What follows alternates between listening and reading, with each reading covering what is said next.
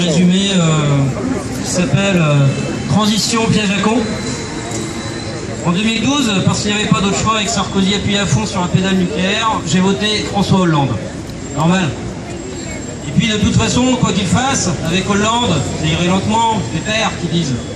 Ouais mais Pépère, même s'il n'est pas nerveux, s'il n'excite pas son monde, il fait comme les canards. Il reste calme en surface, et il pédale comme un dératé par en dessous, mais sans se fatiguer, car il emprunte le sens du courant nucléaire. Hollande, il est comme les radiations. Il odore, incolore, indolore, insolore, mais au final il vous rend bien malade. Car il a beau comprendre et parler allemand, il fait celui qui n'entend rien à la réforme énergétique qui se met en place outre-Rhin et ailleurs dans le monde. La transition énergétique. Encore une belle expression, pleine d'espoir, retournée comme une crêpe et vidée son sens par ce gouvernement. Hérault et Montebourg se font dicter à la lettre les grandes orientations du pays par les patrons d'industrie. La dernière farce en date est un non-sens total. Le développement des énergies renouvelables devrait être financé par les bénéfices réalisés dans le nucléaire, alors que l'atome est déjà lourdement subventionné et soutenu par l'impôt avec les autres énergies fossiles. Pour s'en convaincre, quelques chiffres. Le nouveau réacteur EPR coûte pour l'instant 8,5 milliards. Le projet EPR complet dépassant le déficit de la sécurité sociale car il avoisine les 11 milliards. CIGEO, la poubelle pour les déchets à bure, devrait coûter 35 milliards d'euros, soit l'équivalent du développement du Rafale comme s'en est ému Paul Quilles. Amusante comparaison avec le fiasco commercial de l'avion de chasse. Remarquez qu'à Bure, l'argilite prévue pour contenir les déchets hautement radioactifs, l'argilite c'est le sous-sol naturel qui se trouve sous Bure, là, se désagrège dans l'eau en quelques minutes et le fond du laboratoire expérimental est quotidiennement purgé de plusieurs dizaines de mètres cubes d'eau. Pour une bonne part aussi, sur un total de 16 milliards, l'État s'est engagé dans le projet de fusion ITER, qui est voué à l'échec selon certains physiciens. Mais ce n'est pas tout. Dans les cartons de la nucléocratie se cache aussi le surgénérateur Astrid, une technologie extrêmement risquée, la même que sur le fameux Super Phoenix, arrêté en 97, qui menaçait la région Rhône-Alpes et la Suisse voisine avec son réacteur au plutonium, refroidi au sodium. Et enfin, la rénovation du parc atomique qui devrait coûter à minima 55 milliards d'euros est appelée pompeusement grand carénage. Elle est censée faire durer 60 ans des réacteurs prévus pour 25. Elle n'est en fait qu'un véritable acharnement thérapeutique, mais la plus grosse facture à payer pourrait être celle de l'accident nucléaire majeur vers lequel on nous emmène. La transition énergétique dont on nous parle, c'est faire mine de mettre en avant le grave problème du réchauffement climatique pour tenter de faire passer une solution nucléaire. Car l'arrêt de nos réacteurs pourrait être rapidement compensé par le recours aux capacités sous-employées des thermiques à flamme, bien qu'elles soient plus coûteuses. Par ailleurs, EDF a engagé la conversion de centrales thermiques au fioul en centrales au gaz à cycle combiné. Alors le CO2, pour ça, il peut aussi attendre. Mais bien qu'avant qu'on parle de transition, 6 mois avant les élections, disparaissait de l'accord EELVPS la demande d'abandon de la filière MOX, la filière au plutonium. Le plutonium, c'est l'élément artificiel le plus dangereux au monde, dont 1 centième de microgramme est assez radioactif pour provoquer un cancer mortel, s'il est ingéré. Cette matière est extraite des barres de combustible nucléaire usées pour être mélangée à 7% avec de l'uranium enrichi classique. Elle a aussi pour particularité de partir en fusion plus rapidement que l'uranium. Ce MOX est rentré dans l'histoire avec l'explosion du réacteur numéro 3 de la centrale de Fukushima le 14 mars 2011. En France, un peu plus d'une vingtaine de centrales, de réacteurs nucléaires, fonctionnent avec ce MOX. Le plutonium est une matière si instable et si dangereuse qu'aucun accident n'est assurable. Aussi, la SNCF, qui bien que véhiculant quotidiennement du combustible nucléaire, s'est toujours refusée à le transporter. C'est pourquoi ce plutonium traverse le pays par les routes, depuis l'usine de retraitement de la Manche de La Hague au nord-ouest, jusqu'à l'usine de fabrication dans le sud-est, à Marcoule, par la route. Heureusement, en France, tout va bien. Il n'y a eu dernièrement que 3 incidents en une semaine. Le 3 octobre au UG, panne sur une pompe du circuit primaire. Le 7 de ce mois, au Tricastin, 3 salariés se sont fait toucher par du liquide radioactif après la rupture d'une pompe. Et le 8, plusieurs dizaines de salariés ont dû évacuer la zone nucléaire du réacteur numéro 2 de Cruas, après une montée anormale des radiations. D'ailleurs, aujourd'hui même, un collectif d'écologistes manifeste de colère devant la centrale du Tricastin.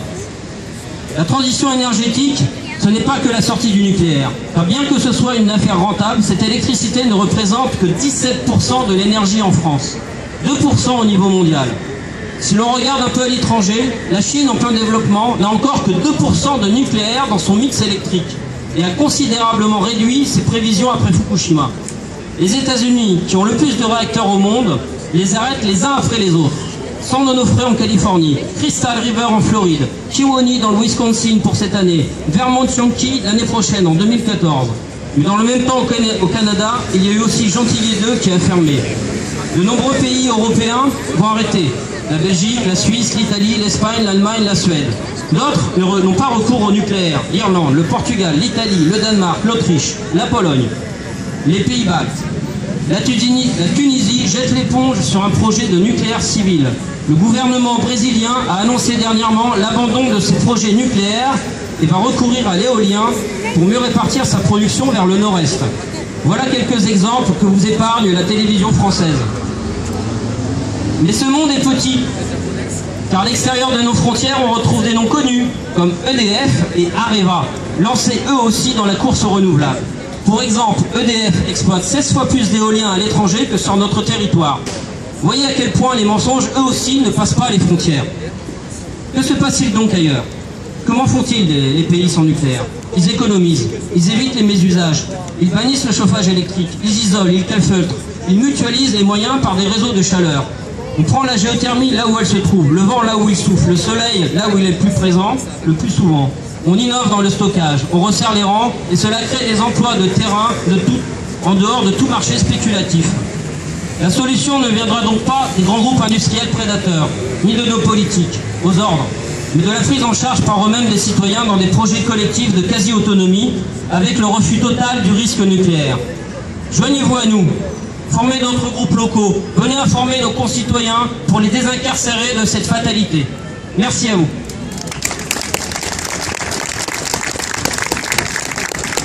Quelqu'un du groupe peut me donner la suite? Je crois que c'est la musique, non? Il y a une intervention encore? Qui a le programme, s'il vous plaît? Yuki? Ouais, je te laisse prendre la suite. Non, donc on va chanter. Donc,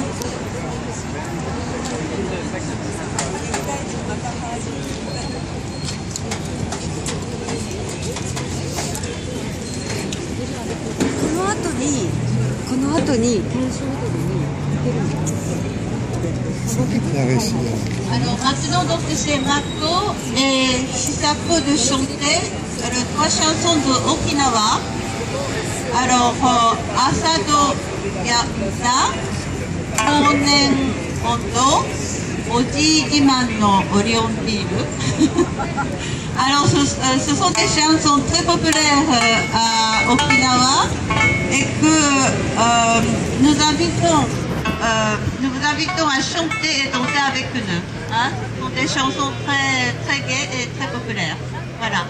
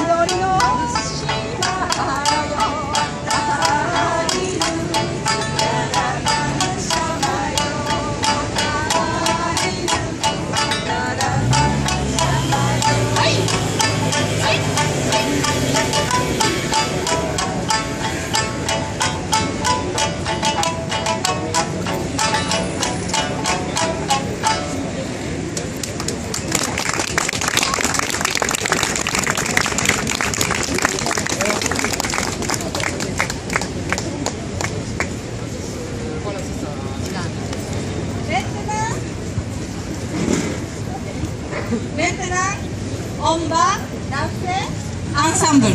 Danser ensemble. Ok, c'est facile. Okay. Levez vos bras, comme ça. Ok. Tout le monde, tout le monde. Tout le monde, tout le monde. Pas comme ça, comme ça. Ok. Comme ça. À gauche, à droite, à gauche, à droite, à gauche. Regardez mon poignet. Tournez, tournez, tournez poignet, tournez les poignets. Tournez, tournez les mains. Tournez poignet, tournez poing. Tournez poignet, tournez main. Oh, oh.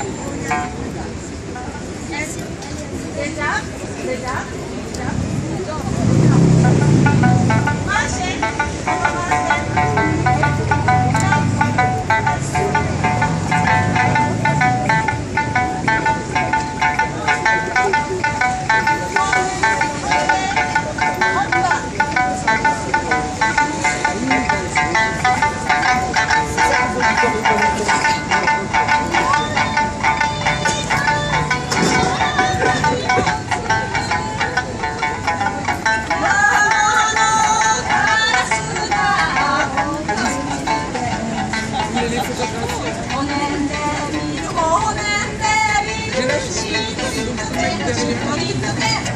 Gracias.